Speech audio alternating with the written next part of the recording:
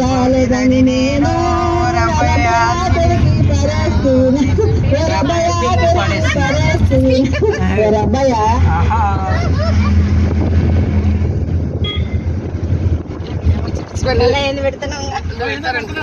Tiffin నా బొరుగులు అయ్యో బొరుగులే బొరుగులే తినొచ్చిన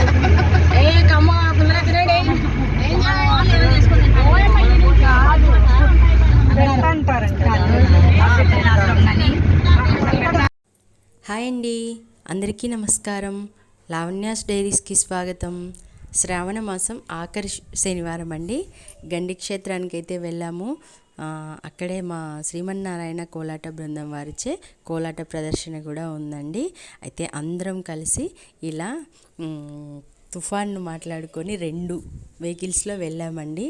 అక్కడ కాసేపు సరదాగా మేము ప్రయాణం చేసిన వీడియో అయితే యాజ్ ఇట్ ఈస్ అలాగే వాయిస్ పెట్టాను. చాలా సరదాగా అయితే ఉండిందండి. ఆ తర్వాత అయితే దారిలో ఇలా పంట పొలాలు కనిపించాయి, బంతిపూల మొక్కలు, వంగ మొక్కలు అవన్నీ. ఇంకా ఆగుతామా, దిగేసి ఫొటోస్ వీడియోస్ అందరం ఎవరికి ఏం కావాలో అవన్నీ తీసేసుకున్నామండి.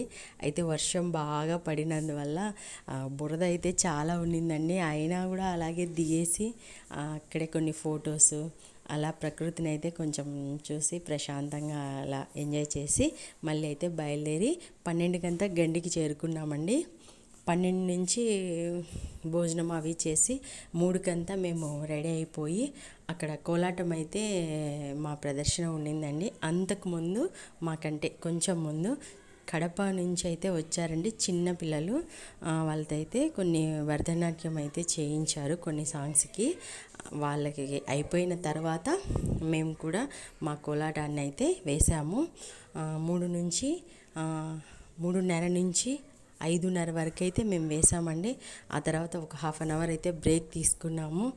అలా మేము బ్రేక్ తీసుకున్న తర్వాత మళ్ళీ రెడీ అయిపోయి అక్కడ గుడి దగ్గర అయితే మేము మళ్ళీ కోలాటాన్ని అయితే వేసామండి. కల్లూరు నుంచి మా శ్రీమన్నారాయణ కోలాట బృందం నుంచి చిన్నపిల్లలు కూడా వచ్చారు. వాళ్ళ చేత కూడా కోలాటం ఉండింది. అలా సరదాగా మేమైతే గండికి వెళ్ళి స్వామివారిని కూడా దర్శనం చేసుకుని చాలా బాగా ఎంజాయ్ అయితే చేసామండి. ఈ వీడియో మీకు నచ్చినట్లయితే మరి ఒక చిన్న లైక్ ఇవ్వండి. అలాగే ఛానల్ అయితే సబ్స్క్రైబ్ చేసుకోండి. ఇలాంటి మరిన్ని వీడియోస్ని నా ఛానల్ ద్వారా మీకు అందించే ప్రయత్నం అయితే చేస్తానండి. ఇకైతే ఇలా అన్నీ మర్చిపోయి కాసేపు మేమైతే ఎంజాయ్ చేస్తామండి. అందరం కలిసి ఇలా మంచిగా దేవుడి సేవలో అయితే ఉంటామండి. దేవుడి సేవ ఈ రూపంలో కూడా చేసుకోవచ్చని నాకు కూడా ఇప్పుడే అనిపించిందండి. ఇలా మాతో పాటు భక్తులందరినీ కూడా మేము మా కోలాట ప్రదర్శనతో దైవనామ స్మరణ అయితే చేయిస్తున్నామండి.